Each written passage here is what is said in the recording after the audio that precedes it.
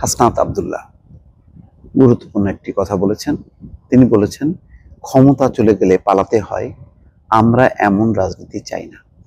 এটা হচ্ছে সহমর্মিতা এবং মানে সহযোগিতামূলক নমনীয় একটি সুর। কেন এমন বক্তব্য? এর আগে কিন্তু বেশ কড়া কড়া বক্তব্য ছিল হাসনাত আব্দুল্লাহর পক্ষ থেকে। বলা হচ্ছিল যে ৭২-এর যে মুজিববাদী সংবিধান তার কবর হবে, আওয়ামী লীগকে অপ্রাসঙ্গিক ঘোষণা করা হবে। তার আগে বক্তব্য ছিল যে জাতীয় পার্টিকে নিষিদ্ধ করতে হবে, রাষ্ট্রপতি শাহাবুদ্দিন চুপ্পুকে তার পদ থেকে নামাতে হবে। অনেক কথা ছিল, বেশ গরম গরম বক্তব্য। যেই বক্তব্যের একেবারে আমরা যদি ৫ই আগস্ট ধরি, সেই ৫ই আগস্টের সময় যে সুর, শেখ হাসিনার পতনের সময়কার যে সুর, সেই সুরের ধারাবাহিকতা ছিল। কিন্তু হাসনাত আব্দুল্লাহর অনেক বক্তব্য বা অনেক চিন্তার সাথে বড় রাজনৈতিক দলগুলো ম্যাচ করেনি। একটা বিভাজন, একটা অস্বস্তি, দূরত্ব তৈরি হয়েছে। এর মধ্য দিয়ে একটি অস্বস্তিকর অবস্থার মধ্য দিয়ে একটি সমাবেশ হয়েছে। সেই সমাবেশে অনেকটা মুখ রক্ষার মতনই আলটিমেটাম দেওয়া হয়েছে যে ১৫ই জানুয়ারির মধ্যে ঘোষণাপত্র দিতে হবে, বিপ্লবের ঘোষণাপত্র।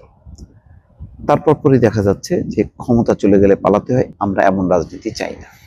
তাহলে সবাইকে নিয়ে রাজনীতি করতে হবে, নিজেদের মধ্যে বিরোধ তৈরি করা যাবে না, সহিংস কোনো পরিস্থিতি তৈরি করা যাবে না।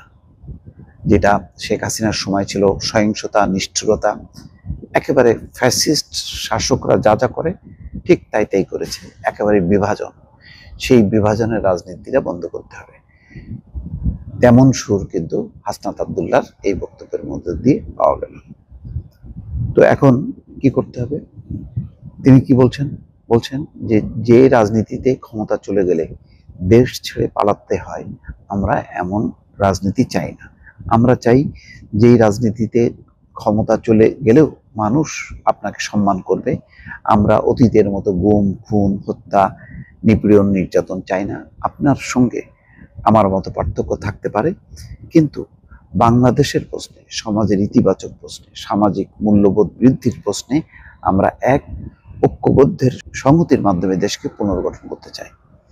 বৃহস্পতিবার সন্ধ্যায় কুমিল্লার দেবিদ্বার উপজেলা সদরে একটি রেস্তোরাঁয় জাতীয় নাগরিক কমিটি আয়োজিত মত বিনিময় সভায় প্রধান অতিথির বক্তব্যে তিনি এই কথা বলেন। খুবই ভালো। হাসনাত আব্দুল্লাহ বলছেন, যুগের পর যুগ ফ্যাসিবাদের শিকল থেকে মুক্ত হতে পারেনি বাংলাদেশ।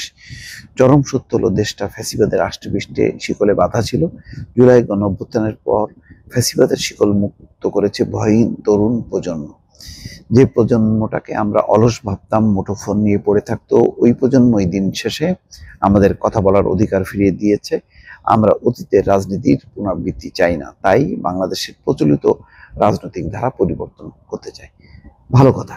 এখন সেই অনুযায়ী আমার ধারণা যে কিছু ভুল বোঝাবুঝি হয়েছে, দূরত্ব তৈরি হয়েছে।